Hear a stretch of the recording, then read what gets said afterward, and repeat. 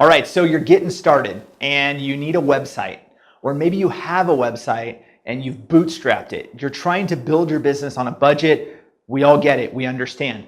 So very often the question comes up, what platform should I build my website on, right? Well, we would typically say is like, hey, let us build your website, right? We want to do it. We want to help your business and create, an amazing website that'll really help your business excel, help you create sales, help you generate leads, like all that stuff, right? A lot of companies want to do it themselves, and that's fine. And there's DIYs, ways you can do it all day, every day.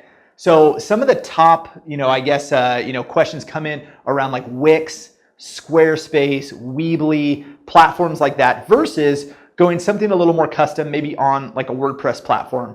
And let me just explain to you what these are. And so what WordPress is a CMS. It's a content management system. That's all it is. It's just designed to manage the content that's being published, obviously for people to consume, people to see, all of those things. The design of it, what you actually see, the front facing, is actually designed either through a theme or it's custom development, right? And that's the part people kind of freak out about. They think it's really, really expensive and it's really tough. Now, the other side of it is that there's platforms like Wix and Weebly and Squarespace, and we get this all the time. Everybody wants to know, well, why wouldn't I just do it there? Because I can easily do it. I can drag and drop and I can make this. Well, the interesting thing is, if there's a monthly bill to this, right? These things aren't free. They're super low cost, but they're not free. And so what happens is if you are, on a Squarespace platform, and let's say that it's costing, $30 a month or something like that. Let's imagine that for some reason you lose your credit card, right? And you don't pay your bill. Well, if your account gets shut down, your website's gone. But it's gone, like it doesn't exist anymore because everything was built on the Squarespace platform. So the difference being, and that's the same thing goes for Wix, same thing goes for Weebly, same thing goes for, landing page platforms, all of those things. The content, everything that's sitting on that is not able, you can't export it and go put it on another platform. It's designed specifically for Squarespace, for Wix, for Weebly, for, lead pages, for inbound, unbounce, all of those, platforms. It's designed specifically for those. So even HTML exports, if you're able to export anything out of there, you still can't build it just on top of another platform like WordPress, another CMS like Joomla, or anything else. You can't. And so the problem is that if you really kind of take into your mind and you think about what that actually means, it means you don't own your own site. They do. Now, everybody can say, well, what about your server, the cost of hosting, your domain? Well, sure, that exists. And that's absolutely true. However, you still own that. That's an asset. And unless you have a gigantic server and you can host it yourself, I don't think that's going to be the case. Plus, there's just fees involved with owning a domain. It's just how it is. So regardless of whether you host something on Squarespace or Wix, or whether you even bought your domain through those platforms, you're still going to have to pay for that domain every year. That's just how it is, right? And so what I would say is that it's actually more valuable for you to take your domain, pay your $5 or $8 a month in hosting fees through like GoDaddy, and then have your website built on WordPress. And it doesn't have to be overly expensive. If you'd like a consultation, here's my plug, right? We can talk to you about it. But what I really want to do is I want to create context around what these other platforms are and the risks of it. So let's say that your credit card always works. You never lose it at Disneyland like I have before. It never expires and you ever have to update it. It always works. You never have an issue.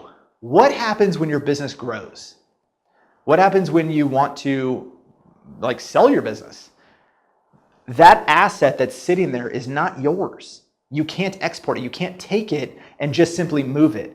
And so what happens is we're huge fans of WordPress. They're the biggest, CMS platform that exists. More people use them than anything. There's experts everywhere. You can always get support. You can get into a forum and get every answer you'd ever want for free, right? Plus, you don't have to pay monthly for the platform. It's free. It's just there.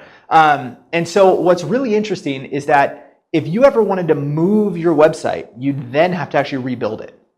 And then a lot of the functionalities may not cross over. And then that takes us into the next thing, which is integrations, functionality. The purpose behind having a website is that it's home base, right? This is where everybody's going to come to really learn about your business on a deep level. They might start at social media, but even on social media, they're looking for that website link. They're going to check you out, and they want to see that. It's also the place where you're going to make your transactions. So if you sell anything that has online transaction, people can order online, they can pay online. That's where it's going to be hosted. So we want to make sure that whatever platform that it's built on, whatever you choose to do, that you're thinking longer than the first 60 days of business. Because I will tell you, if you have a plan that your business is going to be around for 5 years, 10 years, 20 years, you don't want to put money and time into something that's not going to perform for you. So, the Wix platforms, the Weebly platforms, the Squarespaces, all of these things, they're not designed for businesses that are really going to scale and they're going to be around for a long time.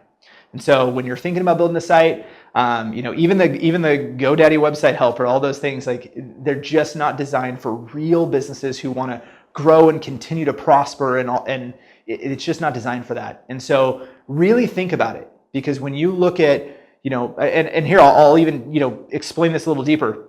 If you build a website on, for example, WordPress, you can back up the whole site, the whole thing, every file, every image, the layout, the coding, every single thing. You can export it and put it on a hard drive. You can put it on your computer and you can hold it there.